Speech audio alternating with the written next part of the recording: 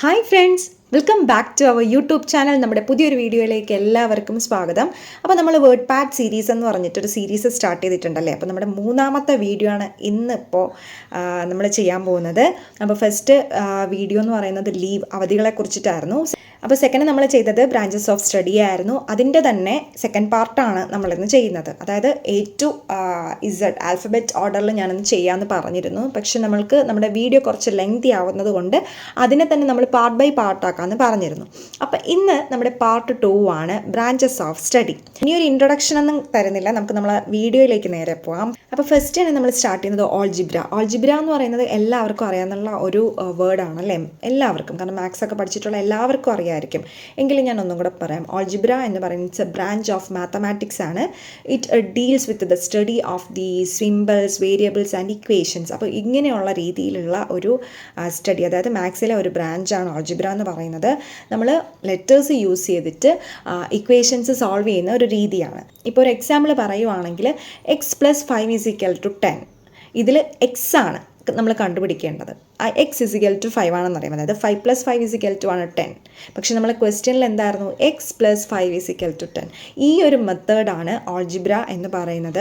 എഞ്ചിനീയറിംഗിലും computer സയൻസിലും അതുപോലെ തന്നെ ബാങ്കിങ്ങിലും സ്റ്റാറ്റിസ്റ്റിക്സിലും ഇവിടെ എല്ലാം നമ്മൾ വളരെ യൂസ് ചെയ്യുന്ന ഒരു മെത്തേഡാണ് ഈ ഓൾജിബ്ര എന്ന് പറയുന്നത്, അല്ലെങ്കിൽ ഈ ഒരു സ്റ്റഡി, ഈ ഒരു ബ്രാഞ്ച് ഓഫ് സ്റ്റഡി എന്ന് പറയുന്നത്. നെക്സ്റ്റ് നമ്മൾ നോക്കുന്നത് ആൽഗോളജി. ആൽഗോളജി എന്ന് പറയുന്നത് സ്റ്റഡി ഓഫ് ആൽഗെ. ആൽഗെ എല്ലാവർക്കും അറിയാമല്ലോ അല്ലേ, നമ്മൾ സയൻസ് പഠിക്കുന്ന കുട്ടികൾക്കായാലും നമ്മൾ ബയോളജിയിൽ പഠിക്കുന്നതാണ് ആൽഗേസിനെ കുറിച്ചിട്ട്. ഫോട്ടോസിന്തസിസ് ചെയ്യുന്ന സിമ്പിൾ അക്വാട്ടിക് ഓർഗാനിസംസ് ആണ് ആൽഗെ എന്ന് പറയുന്നത്. അതായത് സ്പൈറോഗൈറ, ക്ലമൈഡോമോണസ്, വോൾവോക്സ് ഇങ്ങനെയുള്ള ആൽഗേസ് എല്ലാം ഫോട്ടോസിന്തസിസ് ചെയ്യുന്ന അക്വാട്ടിക് ഓർഗാനിസംസ്, അതായത് ഫോട്ടോസിന്തസിന് ഹെൽപ്പ് ചെയ്യുന്ന അക്വാട്ടിക് ആയിട്ടുള്ള ഓർഗാനിസംസ് ആണ്. ഓക്സിജൻ പ്രൊഡക്ഷൻ, ഫുഡ് ചെയിൻ, അതുപോലെ തന്നെ ബയോഫ്യൂവൽ പ്രൊഡക്ഷൻ, ഇങ്ങനെയുള്ള സ്ഥലങ്ങളിലെല്ലാം ആൽഗെ വളരെ ഇമ്പോർട്ടൻ്റ് ആയിട്ടുള്ള ഒരു കാര്യമാണ് കേട്ടോ. നെക്സ്റ്റ് നമ്മൾ നോക്കാൻ പോകുന്നത് അലർഗോളജി.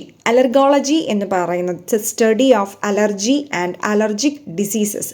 അലർജിയുമായിട്ട് ബന്ധപ്പെട്ടിട്ടുള്ള ഒരു പഠനമാണ് അലർഗോളജി എന്ന് പറയുന്നത്.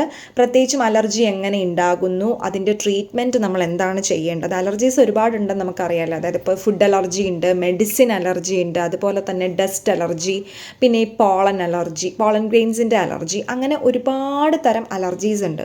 അപ്പോൾ ഈ അലർജീസ് ഉണ്ടാകുന്ന ആ ഒരു റീസൺ, അതുപോലെ തന്നെ അതിന് എന്ത് ട്രീറ്റ്മെൻറ്റാണ് എടുക്കേണ്ടത്, ഇങ്ങനെയുള്ള കാര്യങ്ങളെക്കുറിച്ചിട്ടുള്ള ഒരു സ്റ്റഡിയാണ്, അങ്ങനെ ഒരു പഠനത്തെയാണ്, ഒരു മെഡിക്കൽ സയൻസ് ആണത്. ശരിക്കും ഒരു മെഡിക്കൽ സയൻസിൻ്റെ പഠനത്തെയാണ് അലർഗോളജി എന്ന് പറയുന്നത്. നെക്സ്റ്റ് നമ്മൾ നോക്കാൻ പോകുന്നത് അനാട്ടമി. അനാട്ടമിയും ഒരു ഫെമിലിയർ ആയിട്ടുള്ള ഒരു സ്റ്റഡിയാണ്. It's a study of the structure of living organisms. അതാണ് അനാട്ടമി എന്ന് പറയുന്നത്. അതൊരു കോമൺ ആണല്ലോ, മിക്കവാറും എല്ലാവർക്കും അറിയായിരിക്കും. ഇനി അറിയാത്തവർക്ക് വേണ്ടിയിട്ട് പറയാം. നമ്മുടെ ഹ്യൂമൻ ബോഡിയിലെ സ്ട്രക്ചർ, ഓർഗൻസ്, ബോൺസ്, മസിൽസ് ഇവയെക്കുറിച്ചിട്ടുള്ള ഒരു സയൻറ്റിഫിക് സ്റ്റഡിയാണ് അനാട്ടമി എന്ന് പറയുന്നത്. ഇപ്പോൾ എക്സാമ്പിൾ പറയുകയാണെങ്കിൽ നമ്മുടെ ബോഡിയിൽ നമ്മുടെ ഹാർട്ടിൻ്റെ പൊസിഷൻ ഏതാണ്, ഹാർട്ട് എവിടെയാണ് ഇരിക്കുന്നത്, അതുപോലെ ലിവർ എങ്ങനെയാണ് ഫങ്ഷൻ ചെയ്യുന്നത്, ഇനി ബോൺസ് എത്ര എണ്ണം ഉണ്ട്, അല്ലെങ്കിൽ അതിൻ്റെ കൗണ്ട് എത്രയാണ്, എത്ര ബോൺസ് നമ്മുടെ ബോഡിയിലുണ്ട്, ഇങ്ങനെയുള്ള കാര്യങ്ങളെല്ലാം പഠിക്കുന്നത്, അല്ലെങ്കിൽ ഇങ്ങനെയുള്ള പഠനങ്ങളെല്ലാം വരുന്നത് ഈ അനാട്ടമിയുടെ അണ്ടറിലായിരിക്കും. ഓക്കെ, ക്ലിയർ ആയില്ലേ? അതാണ് അനാട്ടമി എന്ന് പറയുന്നത്. മെഡിക്കൽ സ്റ്റുഡൻസ് ഏറ്റവും ആദ്യം പഠിക്കുന്ന സബ്ജക്ട്സിൽ ഒരെണ്ണം ആയിരിക്കും അനാട്ടമി എന്ന് പറയുന്നത്. നെക്സ്റ്റ് നമ്മൾ നോക്കാൻ പോകുന്നത് ആൻഡ്രോളജി. ആൻഡ്രോളജി എന്ന് പറയുന്നതും it's a study of male health and male reproductive system. പുരുഷാരോഗ്യ ശാസ്ത്രം എന്ന് പറയൂ കേട്ടോ. അതായത് മെയിൽ റീപ്രൊഡക്റ്റീവ് സിസ്റ്റത്തെക്കുറിച്ചുള്ള മെഡിക്കൽ ബ്രാഞ്ചാണ് ആൻഡ്രോളജി എന്ന് പറയുന്നത്. Male fertility, male reproductive organs, hormonal imbalance, ഇങ്ങനെയുള്ള കാര്യങ്ങളെല്ലാം ഈ ഒരു ബ്രാഞ്ചിൻ്റെ അണ്ടറിലാണ് വരുന്നത്. ഇതിൻ്റെ സ്റ്റഡി എന്ന് പറയുന്നത് ഈ ബ്രാഞ്ചിൻ്റെ അണ്ടറിലായിരിക്കും. ഇത് വേണമെങ്കിൽ നമുക്കൊരു ഗൈനക്കോളജിയുടെ മെയിൽ വേർഷൻ എന്ന് പറയാം. നമ്മൾ സ്ത്രീകൾ ഗൈനക്കോളജിസ്റ്റിനെ കാണുന്നത് പോലെ അതിൻ്റെ ഒരു മെയിൽ വേർഷനാണ് ആൻഡ്രോളജി എന്ന് പറയുന്നത്. നെക്സ്റ്റ് നമ്മൾ നോക്കാൻ പോകുന്നത് anemology. Anemology is the study of wind. മലയാളത്തിൽ വായു വിജ്ഞാനം എന്ന് പറയും. കാറ്റിനെ കുറിച്ചുള്ള പഠനമാണ്. വിൻഡ് സ്പീഡ്, വിൻഡ് ഫോർമേഷൻ, പിന്നെ സ്റ്റോം ഫോർമേഷൻ, വിൻഡ് ഡയറക്ഷൻ, ഇങ്ങനെയുള്ള കാര്യങ്ങളെല്ലാം. അതായത് എത്ര ദൂരമാണ് കാറ്റിൻ്റെ ദൂരം, അതിൻ്റെ ദിശ, അതുപോലെ തന്നെ കൊടുങ്കാറ്റ് രൂപപ്പെടുന്നതിനെക്കുറിച്ച്, ഇങ്ങനെയുള്ള കാര്യങ്ങളെല്ലാം വരുന്നത് ഈ ഒരു സ്റ്റഡി, ഇതിൻ്റെ ഒരു അണ്ടറിലായിരിക്കും. അനിമോളജി എന്ന് പറയുന്ന ഈ ഒരു ബ്രാഞ്ചിൻ്റെ അണ്ടറിലാണ് വരുന്നത്. നെക്സ്റ്റ് നമ്മൾ നോക്കാൻ പോകുന്നത് അനസ്തീസിയോളജി. അനസ്തീസിയോളജിയും വളരെ ഫെമിലിയർ ആയിട്ടുള്ളതാണ്.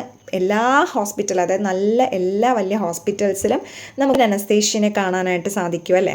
അത് തന്നെയാണ്, അതിനെക്കുറിച്ചിട്ടുള്ള സയൻറ്റിഫിക് സ്റ്റഡിയാണ് അനസ്തീസിയോളജി എന്ന് പറയുന്നത്. It is the study of anaesthesia and pain management.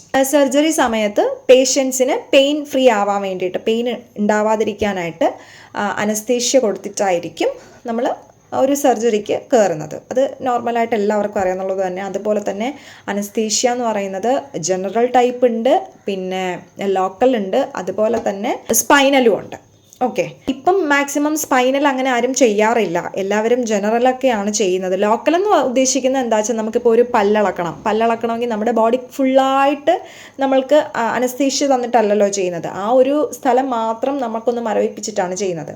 അപ്പോൾ അതാണ് അനസ്തേസിയോളജിയിൽ വരുന്ന അതിൻ്റെ അണ്ടറിൽ വരുന്ന പഠനം എന്ന് പറയുന്നത്. നെക്സ്റ്റ് വരുന്നത് വളരെ ഇൻട്രസ്റ്റിംഗ് ആയിട്ടുള്ള ഒന്നാണ് കേട്ടോ, ഏഞ്ചലോളജി. അതായത് ഏഞ്ചൽസിനെ കുറിച്ചിട്ട്, സ്റ്റഡി ഓഫ് ഏഞ്ചൽസിനെ കുറിച്ചിട്ടുള്ള പഠനം. ഏഞ്ചൽസിനെ കുറിച്ചും പഠനം ഉണ്ടോ എന്നൊക്കെ ചിന്തിക്കുന്നുണ്ടാവുമല്ലോ എല്ലാവരും. ഉണ്ട്, അതിൻ്റെ പേരാണ് ഏഞ്ചലോളജി എന്ന് പറയുന്നത്. ക്രിസ്ത്യാനിറ്റി, ജൂതിസം, ഇങ്ങനെയുള്ള റിലീജിയസിൻ്റെ അണ്ടറിൽ വരുന്ന ഒരു പഠനമാണിത് ഏഞ്ചലോളജി എന്ന് പറയുന്നത്. ദേവദൂതരെ കുറിച്ചിട്ടുള്ള പഠനം, അല്ലെങ്കിൽ മാലാഖമാരെ കുറിച്ചിട്ടുള്ള പഠനം എന്ന് പറയുന്നത്. നെക്സ്റ്റ് നമ്മൾ നോക്കാൻ പോകുന്നത് ആന്ത്രോപോളജി. ആന്ത്രോപോളജി എന്ന് പറയുന്നത് study of the humans and their culture and evolution. അതാണ് ആന്ത്രോപോളജി. ഹ്യൂമൻ ബീങ്സും അവരുടെ തന്നെ കൾച്ചറിനെയും ഇവല്യൂഷനെയും അതുപോലെ തന്നെ ഹിസ്റ്ററിയെയും ഒക്കെ പറ്റി പഠിക്കുന്ന ആ ഒരു പഠനത്തെ, ഒരു സയൻറ്റിഫിക് സ്റ്റഡിയെയാണ് ആന്ത്രോപോളജി എന്ന് പറയുന്നത്. ഏൻഷ്യൻ ഹ്യൂമൻ ഇവല്യൂഷൻസ്, പിന്നെ ട്രൈബ്സ്, പിന്നെ അവരുടെ തന്നെ ഡിഫറെൻറ്റ് കൾച്ചേഴ്സ്, ഇതെല്ലാം ഈ ആന്ത്രോപോളജിയുടെ അണ്ടറിലായിരിക്കും വരുന്നത് കേട്ടോ. ഇതെല്ലാം ഈ ഒരു സയൻറ്റിഫിക് സ്റ്റഡി എല്ലാം ഈ ആന്ത്രോപോളജിയുടെ അണ്ടറിലാണ്. ഇനി നമ്മൾ നെക്സ്റ്റ് നോക്കാൻ പോകുന്നത് ഏപ്പിയോളജി. ഏപ്പിയോളജി എന്ന് പറയുന്നത് സ്റ്റഡി ഓഫ് ബീസ്, തേനീച്ചകളുടെ പഠനത്തെക്കുറിച്ചിട്ടുള്ള ഒരു സയൻറ്റിഫിക് സ്റ്റഡിയാണ് ഏപ്പിയോളജി എന്ന് പറയുന്നത്.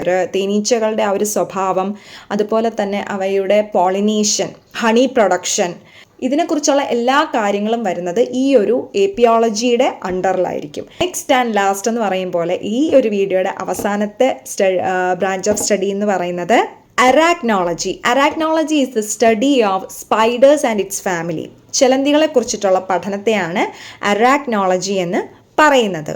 സ്പൈഡേഴ്സും അവരുടെ ഫാമിലിയിലുള്ള കുറച്ച് ജീവികളെ പറ്റിയിട്ടുള്ള ഒരു പഠനമാണ് അറാക്നോളജി എന്ന് പറയുന്നത്. അതായത് സ്കോർപ്പിയോൺസ്, സ്പൈഡേഴ്സ്, അതുപോലെ തന്നെ ടിക്സ്.